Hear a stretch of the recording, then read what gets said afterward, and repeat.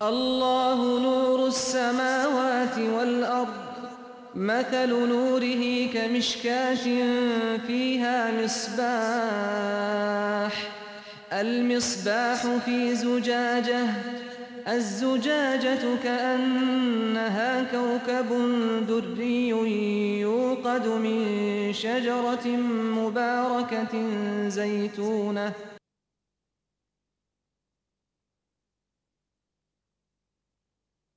أعوذ بالله من الشيطان الرجيم بسم الله الرحمن الرحيم الحمد لله رب العالمين الرحمن الرحيم مالك يوم الدين إياك نعبد وإياك نستعين اهدنا الصراط المستقيم صراط الذين أنعمت عليهم غير المغضوب عليهم ولا الضالين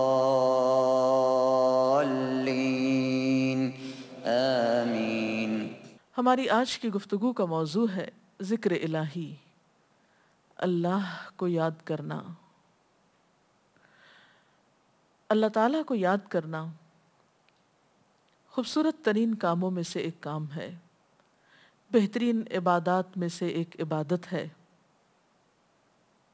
قرآن پاک میں اللہ تعالیٰ اس کے بارے میں فرماتے ہیں وَلَذِكْرُ اللَّهِ أَكْبَرُ، اور اللہ کا ذکر بہت بڑا کام ہے، بہت اچھا کام ہے۔ حقیقت یہ ہے کہ انسان جس چیز سے محبت کرتا ہے اس کو ضرور یاد کرتا ہے، اس کا ذکر کرتا ہے، دل ہی دل میں بھی اور زبان سے بھی، کیونکہ جس چیز کی محبت انسان کے دل میں ہوتی ہے وہ چیز زبان پر آ کر رہتی ہے۔ یہ ہو نہیں سکتا کہ ہم اللہ تعالیٰ سے محبت کرتے ہوں، دل میں اس کو یاد کرتے ہوں، پھر زبان سے اس کا ذکر کرنا بھول جائیں۔ ذکر الہی تو بندہ مومن کی زندگی میں غیر محسوس طریقے سے شامل ہو جاتا ہے۔ اس کی اس طرح عادت ہو جاتی ہے کہ انسان اٹھتے بیٹھتے چلتے پھرتے تنہائی میں سب کے بیچ میں بیٹھ کر اپنے رب کو یاد کرتا رہتا ہے، دل ہی دل میں یا زیر لب وہ اپنے رب کو کسی حال میں بھی نہیں بھولتا۔ اور بھولے بھی کیوں؟ اس لیے کہ اس کی ذات پر رب کے احسانات ہر ایک سے بڑھ کر ہیں، اس کی نگاہیں ہر طرف رب کے کمالات دیکھتی ہیں، وہ ہر طرف رب کی نعمتوں کو دیکھ کر سرشار ہوتا رہتا ہے۔ وہ جس طرف بھی نظر اٹھاتا ہے وہیں اس کو رب کی قدرت اور تخلیق نظر آتی ہے، اپنے سامنے، دائیں بائیں، اوپر نیچے، ہر طرف زمین آسمان، جو کچھ بھی بنا ہوا ہے، جو کچھ بھی پھیلا ہوا ہے، وہ سب اس کے رب کا بنایا ہوا ہے۔ پھر وہ اس رب کو کیسے بھلا سکتا ہے؟ قرآن پاک میں اہل ایمان کو ذکر کرنے کی تلقین کی گئی ہے۔ اللہ سبحانہ وتعالیٰ فرماتے ہیں فَاذْكُرُونِي أَذْكُرْكُمْ، تم مجھے یاد کرو، تم میرا ذکر کرو، میں تمہیں یاد کروں گا۔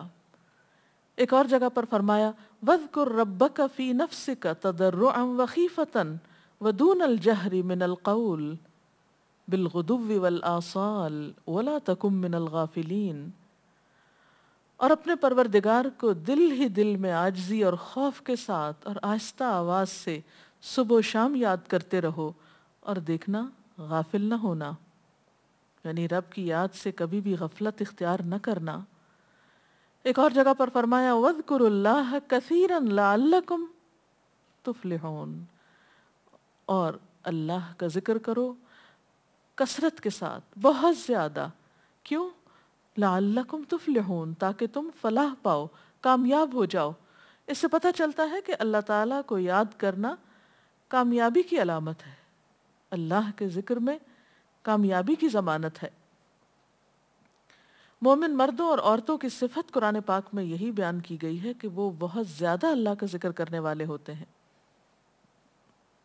سورۃ الاحزاب میں آتا ہے وَالذَّاكِرِينَ اللَّهَ كَثِيرًا وَالذَّاكِرَاتِ، اور اللہ کا ذکر کرنے والے مرد اور اللہ کا ذکر کرنے والی عورتیں جو کثرت سے اللہ کا ذکر کرتی ہیں، کثیراً اعد اللہ لہم مغفرۃ و اجرا عظیما، اللہ نے ان کے لیے بخشش اور بہت بڑے اجر کا وعدہ کر رکھا ہے۔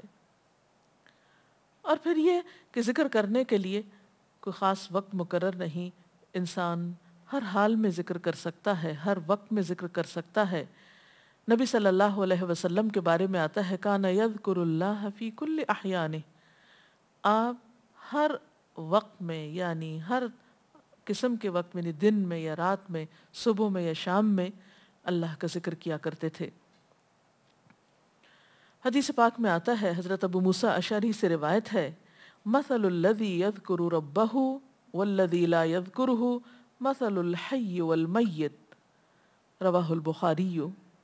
آپ صلی اللہ علیہ وسلم نے فرمایا، اس شخص کی مثال جو اپنے رب کا ذکر کرتا ہے زندہ انسان کی طرح ہے، اور اس کی مثال جو اپنے رب کا ذکر نہیں کرتا مردہ شخص کی طرح ہے۔ گویا ذکر کرنے والا اور نہ کرنے والا، ان دونوں کے درمیان اتنا ہی فرق ہے جتنا ایک زندہ اور مردہ انسان میں فرق ہوتا ہے۔ اور یہ فرق کتنا بڑا ہے، یعنی انسان تو وہی ہوتا ہے، لیکن زندہ انسان میں اور مردہ انسان میں زندگی اور موت کا فرق ہے۔ بالکل اسی طرح جو شخص اپنے رب کو یاد کرتا ہے، اس کا ذکر کرتا ہے، اس کے اندر ایک زندگی ہے، اس کے اندر ایک خاص خوشی ہوتی ہے، اطمینان ہوتا ہے، اور وہ جو نہیں کرتا اس کا دل مردہ ہوتا ہے، اس کے اندر زندگی کی کوئی امنگ نہیں ہوتی۔ ایک اور حدیث میں آتا ہے، نبی صلی اللہ علیہ وسلم نے فرمایا، اللہ تعالیٰ فرماتا ہے میں اپنے بندے کے خیال کے مطابق ہوتا ہوں یا خیال کے ساتھ ہوتا ہوں، جو خیال وہ میرے بارے میں رکھتا ہے میں اسی کے مطابق اس کے ساتھ معاملہ کرتا ہوں، اور میں اس کے ساتھ ہوتا ہوں جب وہ مجھے یاد کرتا ہے۔ گویا ذکر کرنے والے اللہ کی مدد کے مستحق ہوتے ہیں، یعنی اللہ ایسے بندوں کے ساتھ ہوتا ہے جو ذکر کرتے رہتے ہیں۔ اگر وہ مجھ کو اپنے دل میں یاد کرتا ہے تو میں بھی اس کو اپنے دل میں یاد کرتا ہوں، اور اگر وہ مجھے کسی جماعت میں بیٹھ کے یعنی کسی گروپ میں یعنی کہ پبلک میں بیٹھ کے یاد کرتا ہے تو میں اس کو اس سے بہتر جماعت میں یاد کرتا ہوں، یعنی فرشتوں کی جماعت میں یاد کرتا ہوں۔ تو گویا فاذکرونی اذکرکم، تم مجھے یاد رکھو میں تمہیں یاد رکھوں گا۔ تو جو شخص بھی یہ چاہتا ہو کہ اللہ تعالیٰ اس کو یاد رکھے، اس کی مشکل میں اس کی مدد کرے، تو اس کے لیے کیا ضروری ہے کہ پھر وہ ذکر کرتا رہے۔ اور ذکر تمام عبادات کو خوبصورت بناتا ہے۔ مثلا روزہ رکھنا ایک عبادت ہے، لیکن جس روزے میں ذکر الہی ہو اس کا اجر و ثواب کئی گنا بڑھ جائے گا۔ حج ایک عبادت ہے بذات خود، حج کا سفر ایک عبادت ہے، لیکن اس سفر میں انسان اگر ذکر الہی کرتا رہے تو اسی حج کا ثواب کئی گنا بڑھ جائے گا۔ اور نماز تو سراسر ہے ہی اللہ کی یاد کا نام، اقم الصلاۃ لذکری، نماز قائم کرو میری یاد کے لیے، اللہ کے ذکر کا بہترین طریقہ ہے۔ ایک اور موقع پر آپ صلی اللہ علیہ وسلم سے جب یہ پوچھا گیا کہ سب سے اچھی نماز کس کی، سب سے اچھا روزہ کس کا، سب سے اچھا حج کس کا، سب سے اچھا مجاہد کون، تو آپ صلی اللہ علیہ وسلم نے ہر بار یہی جواب دیا کہ جو اپنے ان کاموں میں ذکر الہی کثرت کے ساتھ کرے۔ اور ذکر کرنے والے ہر میدان میں آگے نکل جاتے ہیں۔ حدیث پاک میں آتا ہے نبی صلی اللہ علیہ وسلم نے فرمایا مفردون سبقت لے گئے۔ لوگوں نے پوچھا کہ یہ مفردون کون ہیں؟ فرمایا وہ مرد جو کثرت کے ساتھ اللہ کا ذکر کرتے ہیں اور وہ عورتیں جو کثرت کے ساتھ اللہ کو یاد کرتی ہیں۔ اور یہاں آپ نوٹ کر رہے ہیں خاص طور پر مردوں کے ساتھ ساتھ عورتوں کا ذکر بھی ملتا ہے۔ حضرت عبداللہ بن بصر فرماتے ہیں کہ ایک شخص نے عرض کیا یا رسول اللہ صلی اللہ علیہ وسلم، بے شک اسلام کے احکام مجھ پر بہت ہیں، یعنی ذمہ داریاں بہت ہیں، کرنے کے کام بہت ہیں، آپ مجھے کوئی ایسی بات بتائیں جسے میں اپنے لیے لازم کر لوں، یعنی میرے لیے آسان ہو اور میں پابندی سے کر سکوں۔ تو آپ صلی اللہ علیہ وسلم نے فرمایا لا یزال لسانک رطبا من ذکر اللہ، کہ ایک چیز پابندی سے پکڑ لو، اور وہ کیا کہ تیری زبان ہمیشہ اللہ کے ذکر سے تر رہے، ہر دم اللہ کو یاد کرتے رہو۔ اور یہ ایک حقیقت ہے کہ انسان کوئی بھی کام کر رہا ہو، مثلا خواتین کھانا پکا رہی ہیں، گھر صاف کر رہی ہیں، واک کر رہی ہیں، کوئی بھی کام کر رہی ہیں اس طرح کا، تو اس میں ساتھ ساتھ اللہ کی یاد کرتی رہیں، سبحان اللہ، الحمدللہ، اللہ اکبر، استغفر اللہ، لا الہ الا اللہ، ان اذکار کا ورد کرتے رہیں، تو اس میں کام بھی ہوتا رہے گا اور اس کے ساتھ ساتھ اللہ کی یاد بھی ہوتی رہے گی۔ خصوصی طور پر 2 کلمات ایسے ہیں جن کے بارے میں بہترین اجر کی خوشخبری سنائی گئی۔ آپ صلی اللہ علیہ وسلم نے فرمایا، کلمتان، 2 کلمات ایسے ہیں، خفیفتان علی اللسان، جو زبان پہ بہت ہلکے ہیں، یعنی پڑھنے میں کچھ مشکل نہیں، ثقیلتان فی المیزان، میزان میں بہت بھاری ہیں، حبیبتان الی الرحمن، رحمان کو بہت محبوب ہیں، اور وہ کیا ہیں؟ سبحان اللہ و بحمدہ، سبحان اللہ العظیم۔ چلتے پھرتے، اٹھتے بیٹھتے، کام کاج کرتے، تسبیح پڑھتے رہنا، ذکر کرتے رہنا، انسان کے دل کو جہاں اطمینان بخشتا ہے وہاں اس کے کام کو آسان بھی کر دیتا ہے، اور اللہ کی مدد بھی ساتھ ہوتی ہے۔ اور قرآن پاک میں ایسے لوگوں کے لیے خوشخبری ہے، الا بذکر اللہ تطمئن القلوب، سنو اللہ کے ذکر سے دلوں کو اطمینان ہوتا ہے، اور ویسے بھی میزان میں بہت بھاری نیکی ہے۔ ایک حدیث میں آتا ہے کہ رسول اللہ صلی اللہ علیہ وسلم نے لوگوں سے پوچھا، کیا میں تمہیں نہ بتاؤں کہ تمہارے اعمال میں سب سے اچھا عمل، سب سے پاکیزہ اور تمہارے درجات کو سب سے زیادہ بڑھانے والا، اور جو تمہارے لیے سونے چاندی کے خرچ کرنے سے زیادہ بہتر ہو، اور اس سے بھی بہتر ہو کہ تم اپنے دشمنوں سے ملو، ان کی گردنیں تم مارو اور وہ تمہاری گردنیں مارے، تو کیا ایسا عمل نہ تمہیں بتاؤں؟ صحابہ نے عرض کیا، ضرور یا رسول اللہ صلی اللہ علیہ وسلم، ہمیں ایسا عمل بتائیے۔ تو آپ نے فرمایا، وہ اللہ کا ذکر ہے، یعنی تمام اعمال میں وہ سبقت لے جاتا ہے۔ اسی طرح ایک اور حدیث میں ہے، رسول اللہ صلی اللہ علیہ وسلم نے فرمایا کہ جب بھی کچھ لوگ بیٹھتے ہیں اور وہ اللہ کا ذکر کرتے ہیں، یعنی کسی مجلس میں اکٹھے ہو کر بیٹھتے ہیں، تو اللہ کی رحمت ان کو ڈھانپ لیتی ہے، ان پر سکینت نازل ہوتی ہے، اللہ تعالیٰ ان کا اپنے ہاں ذکر کرتے ہیں۔ گویا اکیلے بھی ذکر کیا جا سکتا ہے اور کسی مجلس میں اکٹھے بیٹھ کر بھی۔ پھر اسی طرح صبح و شام بھی، جیسا کہ قرآن پاک میں آتا ہے، وَسَبِّحْ بِحَمْدِ رَبِّكَ قَبْلَ طُلُوعِ الشَّمْسِ وَقَبْلَ غُرُوبِهَا، اپنے رب کی تسبیح بیان کرو سورج نکلنے سے پہلے اور اس کے غروب ہونے سے پہلے۔ ایک اور جگہ پر آتا ہے، وَسَبِّحْ بِحَمْدِ رَبِّكَ بِالْعَشِيِّ وَالْإِبْكَارِ، اپنے رب کی حمد و ثنا بیان کرو عشی کے وقت، یعنی عصر کے وقت، والابکار، اور صبح کے وقت۔ عشی کا لفظ جو ہے یہ زوال شمس سے غروب شمس کے درمیانی وقت کو کہتے ہیں۔ پھر اسی طرح انبیاء علیہ السلام کے بارے میں ہم دیکھتے ہیں، حضرت داؤد علیہ السلام بہت خوبصورت آواز سے، بہت خوبصورت انداز میں اللہ تعالیٰ کا ذکر کیا کرتے تھے۔ حدیث میں آتا ہے کہ اکثروا ذکر اللہ حتی یقولوا مجنون، اللہ کا اتنا ذکر کرو کہ لوگ کہیں یہ مجنون شخص ہے، اس کو کچھ ہو گیا ہے۔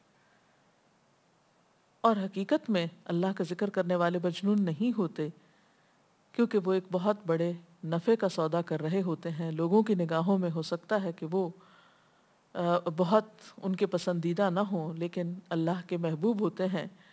نبی صلی اللہ علیہ وسلم نے ایسے لوگوں کے بارے میں بہت خوشخبریاں دی ہیں، اور سب سے بڑی خوشخبری کیا ہے کہ خود اللہ تعالیٰ کا تقرب انسان کو حاصل ہوتا ہے، انسان کے گناہوں کا کفارہ ہوتا رہتا ہے، اور بعض اذکار جو بظاہر تو بہت معمولی نظر آتے ہیں لیکن ان کا اجر و ثواب اتنا ہے کہ انسان حیران ہوتا ہے کہ اتنے کم کلمات کے بدلے اتنا بڑا ثواب۔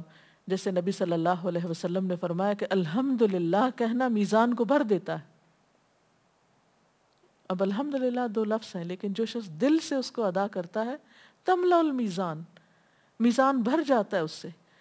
سبحان اللہ، الحمدللہ کے کلمات آسمان اور زمین کے درمیان کو پر کر دیتے ہیں، اتنا اجر و ثواب ہے ان چھوٹے چھوٹے کلمات کا بھی، لیکن اکثر شیطان ہمیں ان سے غافل رکھتا ہے۔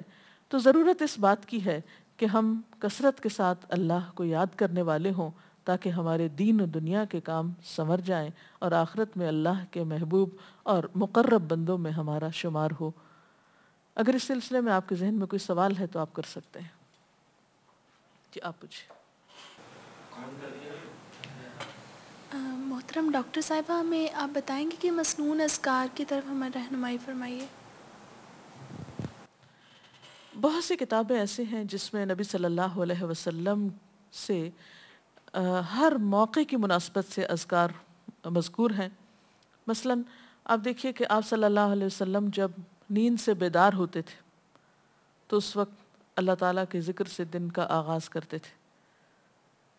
صبح کے وقت الحمدللہ الذی احیانا بعدما اماتنا والیہ النشور۔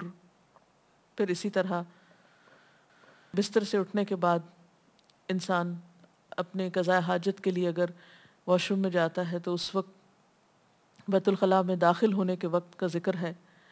پھر بیت الخلاء سے باہر آنے کے وقت نبی صلی اللہ علیہ وسلم جب تہجد کے وقت اٹھتے تھے تو وضو سے پہلے آسمان کی طرف نگاہ اٹھا کر سورۃ آل عمران کی آخری آیات پڑھا کرتے تھے۔ پھر اسی طرح سحری کے وقت خاص طور پر استغفار کا حکم ہے۔ پھر انسان وضو کرتا ہے تو وضو سے قبل اور وضو کے آخر میں ذکر بتایا گیا، اور وضو کے آخر کا ذکر سبحانک اللہم و بحمدک اشہد ان لا الہ الا انت استغفرک و اتوب الیک کا اتنا ثواب بتایا گیا کہ ایسے شخص کے لیے جو پابندی کے ساتھ یہ ذکر کرتا ہے اس کے لیے جنت کے 8 دروازے کھل جاتے ہیں۔ پھر اسی طرح جب انسان گھر سے نکلتا ہے مسجد کی طرف جاتا ہے مرد حضرات تو گھر سے نکلنے کے وقت کی دعا ہے، پھر اسی طرح راستے میں پڑھنے کی، پھر مسجد میں داخل ہونے کی، پھر مسجد کے اندر، پھر مسجد سے باہر نکلتے وقت، پھر دوبارہ گھر آتے ہوئے بازار سے اگر گزرتا ہے تو اس وقت کا ذکر ہے، پھر گھر میں داخل ہونے کا ذکر ہے، پھر اگر کچھ کھا رہا ہے انسان تو بسم اللہ پڑھ کر کھانے کا آغاز کرتا ہے اور الحمدللہ کے ساتھ پھر اختتام کرتا ہے۔ پھر اسی طرح چھینک آنے پر ذکر ہے، پھر مرغا اگر آذان دیتا ہے تو اس وقت کا ذکر ہے، پھر مؤذن کی آذان سن کر انسان اس کو جواب دیتا ہے، اس کے بعد کا پھر ذکر ہے۔ پھر اسی طرح انسان کسی کے ساتھ جب معاملہ کرتا ہے، کہیں وعدہ کر رہا ہے تو اللہ کو یاد کرتا ہے انشاءاللہ کہہ کے۔ پھر اسی طرح کوئی اچھی چیز دیکھتا ہے ماشاءاللہ کہتا ہے، کہیں استغفر اللہ کہتا ہے۔ تو بندہ مومن کی زندگی کا کوئی مقام اور کوئی موقع ایسا نہیں جس کے بارے میں نبی صلی اللہ علیہ وسلم نے کوئی نہ کوئی خوبصورت انداز کا ذکر نہ سکھایا ہو۔ حتیٰ کہ انسان شام ہوتی ہے تو پھر صبح و شام کے اذکار ہیں، پھر اسی طرح ہر نماز کے بعد کے اذکار ہیں، تسبیحات ہیں، پھر بستر میں جاتے وقت کی دعا ہے، پھر اسی طرح اگر آپ کسی بیمار کی عیادت کرنے کے لیے گئے ہیں تو اس وقت کی دعا ہے، اگر کوئی بیمار ہو جاتا ہے تو اس کے اوپر پڑھی جانے والی دعائیں ہیں۔ یعنی کوئی بھی زندگی کا گوشہ ایسا نہیں جس میں ذکر الہی کی طرف ہمیں متوجہ نہ کیا گیا ہو۔ اور حقیقت یہ ہے کہ انسان جب دنیا سے رخصت ہوتا ہے اور اگر لا الہ الا اللہ پر اس کی موت آتی ہے تو انشاءاللہ اس کے لیے بشارت ہے جنت میں جانے کی۔ لیکن یہ اسی وقت ہو سکتا ہے جب ہم اپنے عام حالات میں ذکر کے عادی ہوں۔ یہ نہیں ہو سکتا کہ عام طور پر ہم غافل رہیں اور اچانک موت کے وقت ہمیں یاد آ جائے۔ اور بات یہ ہے کہ جس خیر پر انسان دنیا سے رخصت ہوتا ہے اسی پر پھر قیامت کے دن اٹھایا جائے گا، اس لیے ذکر کو اپنی عادت میں شامل کر لینا چاہیے۔ جی آپ پوچھیے۔ ذکر اور دعا میں کیا فرق ہے؟ کیا دعا بھی ذکر میں شامل ہے یا ذکر اور دعا دو مختلف چیزیں ہیں؟ ذکر اور دعا دونوں ایک ہی چیزیں ہیں۔ ذکر کا مطلب ہے اللہ کو یاد کرنا۔ بعض اوقات انسان صرف دل میں یاد کرتا ہے، زبان سے نہیں بھی دہراتا تو وہ بھی ذکر شمار ہوتا ہے۔ بعض اوقات انسان کوئی مسنون کلمات کہتا ہے، بعض اوقات اللہ تعالیٰ کی تعریف اپنی زبان میں بیان کرنا، یہ بھی ایک طرح سے ذکر کرنا ہوتا ہے۔ اور دعا میں خاص طور پر کسی چیز کا مطالبہ کیا جاتا ہے، یہ کچھ مانگا جاتا ہے اللہ تعالیٰ سے۔ یعنی ہر دعا ذکر ہے لیکن ہر ذکر دعا نہیں ہوتی۔ ذکر کی کئی قسمیں ہیں جن میں سے ایک دعا بھی ہے۔ جی آپ پوچھیں۔ کیا ذکر کے لیے ہر وقت باوضو رہنا ضروری ہے؟ ذکر کے لیے ہر وقت باوضو رہنے کی شرط نہیں ہے۔ قرآن پاک میں اللہ تعالیٰ فرماتے ہیں الذین یذکرون اللہ قیاما وقعودا وعلی جنوبہم ویتفکرون فی خلق السماوات والارض ربنا ما خلقت ھذا باطلا سبحانک فقنا عذاب النار۔ وہ لوگ جو اللہ کو یاد کرتے رہتے ہیں کھڑے ہو کر، بیٹھ کر، لیٹ کر، اپنے پہلوؤں پر، اور کائنات میں غور و فکر کرتے رہتے ہیں، کہتے ہیں کہ پاک ہے تو اے ہمارے رب، ہمیں آگ کے عذاب سے بچا. تو اس سے یہ پتہ چلتا ہے کہ انسان بیٹھ کر، چلتے پھرتے اور لیٹ کر بھی اللہ کو یاد کر سکتا ہے. اب لیٹنے کی حالت ایسی جس میں سونا بھی شامل ہے. تو سوتے ہوئے اگر انسان ڈر جائے یا کوئی برا خواب ہے تو اس وقت بھی ذکر کرنا، مسنون ذکر موجود ہے.